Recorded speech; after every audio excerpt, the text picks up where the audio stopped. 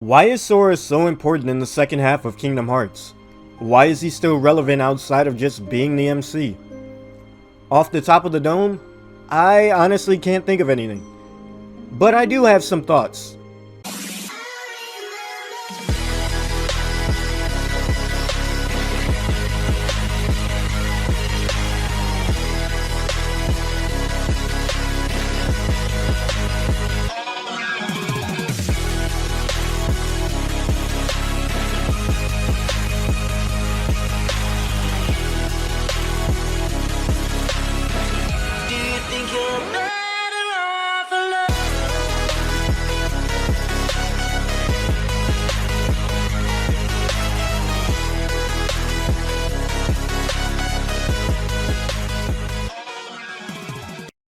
If we look at the grand scheme of things, Sora ain't shit anymore as of right now. Now, when I say that, I don't necessarily mean in strength or anything like that, but seeing as how the Xehanort Saga is now concluded and knowing what we know about what the next saga may be based around, you know, with the Foretellers, the Master of Masters, the True Darknesses, the 7 super deadly ones essentially, etc, etc.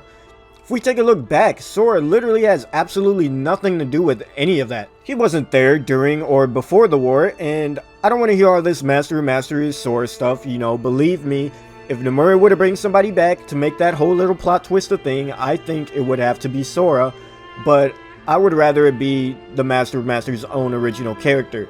But let's save that discussion for another day. He had nothing to do with the war. Hell, even Xehanort had very little actual interactions with anything outside of talking to the Master of Masters and gaining some information. He wasn't even born until years upon years after everything, and Sora even significantly beyond that. Power, eh? Now, some people have actually come to suggest that the only real reason Xehanort may have been so obsessed with the Keyblade War at all is because we see the player character at the end of Union Cross reincarnate as Xehanort. Now, I use the term reincarnate very loosely because, as we all know with Kingdom Hearts, it is never that clear-cut. So, for those of you that for some reason haven't seen the ending of Union Cross yet, or for those of you that for some reason want to find out about the next saga but haven't been following the first at all or seen how the first half ended, first off, I appreciate you being here. Go ahead and drop a like for me. I love your faces. But what the fuck? Secondly, the way that reincarnation in Kingdom Hearts works, to my understanding, I could be wrong, but I'm going based off of what we've seen from Union Cross. The way that it works is essentially when the Keyblade wielders died from the war, they were presented with two choices. They can either A, accept death or be put into an eternal slumber, in which case we see the Chiriti that were with the people collect their heart in their cute little pouch, and then become Dream Eaters who then go on to protect those in deep slumber, as we've seen in Dream Drop Distance. Or option B, be reborn again, but not necessarily reincarnated, but rather combine hearts and reside as someone who has been born. The best example I could give is how Ventus was residing in Sora, though that's not exactly the same thing, but just to give a little bit of a visual representation. So because the player character was reborn as Xehanort, there may have been lingering feelings and emotions towards the Keyblade War in the past, due to the character literally having been a part of it. Xehanort, ever since he was young, was super infatuated with the Keyblade War and the past masters, etc., all that business, but had no real reason other than curiosity. A similar example would be the confrontation between Riku and Roxas, where Riku instigated Roxas as he would Sora, and Roxas then responded in a way that Sora would without even knowing why he did what he did. Come on, Sora. I thought you were stronger than that. Huh? Get real. Look which one of us is winning. So it's true.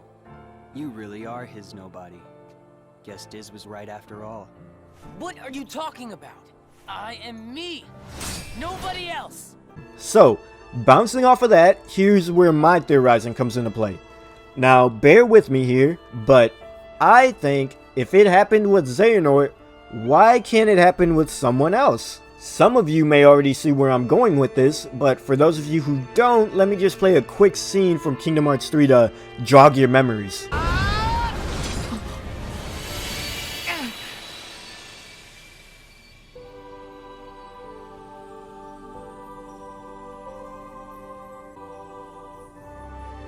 Need some help?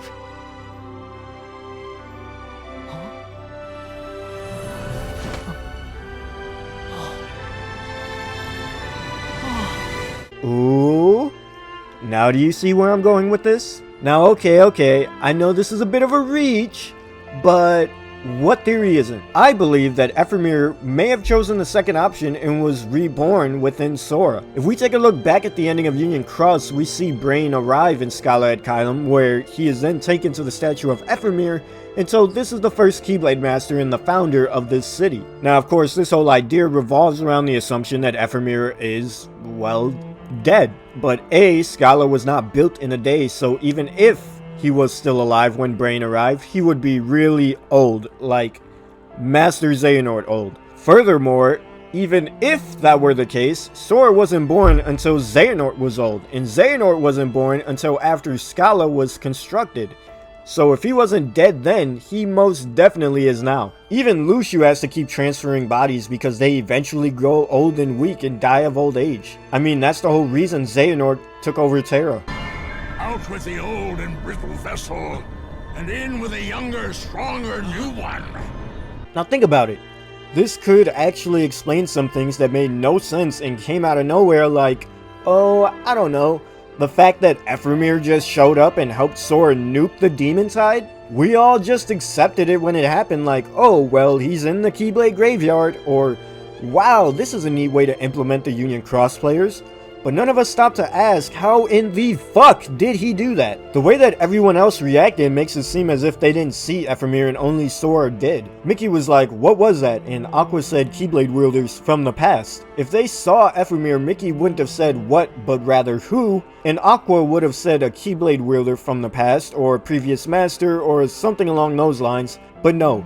She was just referring to the Keyblades themselves. On top of that, why was Ephemer the only wielder Sora saw out of the countless others? It could very well be that Ephemer is Sora and gave Sora some power he has not yet been able to summon until he got as strong as he is now. Like when an anime protag busts out some move they never knew they had because it's hereditary or some ish.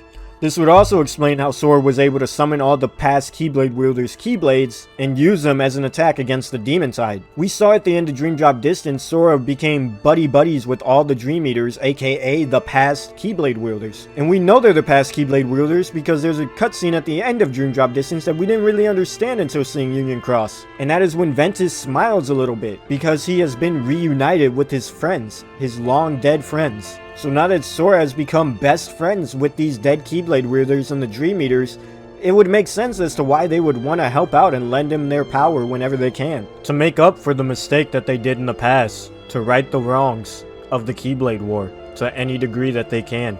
Now of course the question will become, why hadn't this happened sooner? And it could be, just like I just said, Sora wasn't strong enough to make the connection for this to happen yet. On top of that, this is a very different case rather than the special ones like Roxas and Ventus, where they were only residing in Sora, but Ephemer is literally Sora. Another example we've seen recently was Master Ericus residing inside of Terra. Master Ericus died. Terra killed him himself. So how was he able to show up at the end of KH3 and then go off with Master Xehanort? That's because he chose to be reborn. So if this really is the case with Sora and Ephemer, the Master of Masters is gonna have a way bigger problem on his hands than he already has. We could have like a Lucio effect, but on the good side of things. Now Lucio is a good guy. We see this when Brain was willing to sacrifice himself in order to save everybody else. Then Lucio hijacks his body in order to get him out and get him to safety so that he can live on further. Sure, the means aren't the greatest, but he did save him. But he's playing by the Master of Masters' hand. Sora ain't that guy. If Sora heard what the Master of Masters' true intentions were with the Foretellers, he would've and is going to do something to stop it. Speaking of the Master of Masters, why is he letting all this happen? We know that he set Xehanort along this path to make Sora disappear and reappear in what we assume is Quadratum, and who is in Quadratum other than the Master of Masters? So what does the Master of Masters want with Sora? Well, as we all know, at the end of Kingdom Hearts 3, Xehanort passed the Keyblade down to Sora. So assuming Sora still has the power to summon it, why wouldn't the Master of Masters want Sora? The Keyblade literally unlocks Kingdom Hearts, aka the hearts to everything, the hearts to all worlds, but not only just those hearts. What if the Master of Masters wants Sora, but more specifically the Keyblade, and he's going to try to manipulate Sora into working with him so that he can use the Keyblade to open Kingdom Hearts and get in there and destroy all the hearts. Now, as we've come to find out with the Master of Masters' whole plan for raising the foretellers, he doesn't give a fuck. He really doesn't care. He's a psychopath, he's a sociopath, he has no emotions. He just wants to kill the darkness. He's Ericus, but to a whole nother level. He was willing to create an entire war, lie to the foretellers and plant seeds of doubt, even raise the foretellers as potential vessels to house the darkness so they could essentially be killed off, because the only way you can kill the darkness is in a physical form, just so he can get rid of the darkness. That's how dead set he is on this. An anti-hero to the extreme. So I don't think the Master of Masters would have any problem opening Kingdom Hearts and annihilating all the hearts in there if it meant achieving his true goal of annihilating all darkness from existence. But he can't get to Kingdom Hearts without the Keyblade, and the last person who it was seen with was Sora. Xehanort could have also just tossed the Keyblade away or destroyed it or desummoned it or whatever, but he gave it to Sora. We know that Xehanort was told to set Sora on this path to make him disappear, so why wouldn't it make sense that the Master of Masters told Xehanort give him the Keyblade? I'm the one who fought my way here with the Keyblade! You were just the delivery boy. So now the question is, how will it play out from here?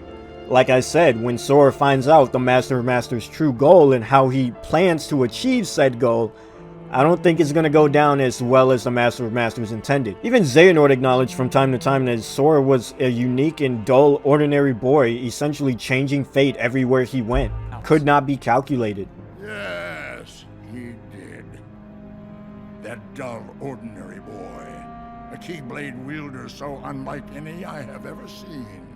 Because as we all know, Sora wasn't even supposed to have a Keyblade to begin with. So why wouldn't it make sense that Sora would be the only thing that could stand in the Master of Masters' way that the Master of Masters could not have seen coming? The next saga is going to be Sora against the foretellers. Not because the foretellers are evil, but because the Master of Masters is going to implant darkness in them and send them to be destroyed by Sora. Because without the foretellers, the Master of Masters has nobody else to turn to take on the darkness. And Sora, being who he is the perfect representative of light to annihilate the darkness in his pupils. And whether or not Sora will be able to find a way to not kill them and destroy the darkness or have to annihilate them, they're gonna end up clashing one way or another. And then after the foretellers and the darknesses are taken out, the Master of Masters is gonna try to break his way into Kingdom Hearts with the Keyblade and annihilate any remnants of darkness that may be left. A mass genocide to annihilate darkness for good, but a lot of people will and possibly are gonna get caught in the crossfire. That is what I believe the second half of Kingdom Hearts is gonna be. That is what I feel the Anti-Purification saga will be about. And that, ladies and gentlemen, is gonna do it for this little theory video. Let me know what you think. Do you agree? Are there some things you would like to add? Or there's some things you haven't quite put together yourself until recently? I'm interested to find out. I think we all are. We're just sitting here waiting until the next Kingdom Hearts announcement, waiting until the next little bit of story or whatever we can get. But until we do, we can speculate and theorize all we want and freely as we want. So until next time, it's Vel, I love your faces, and I'm out. Peace.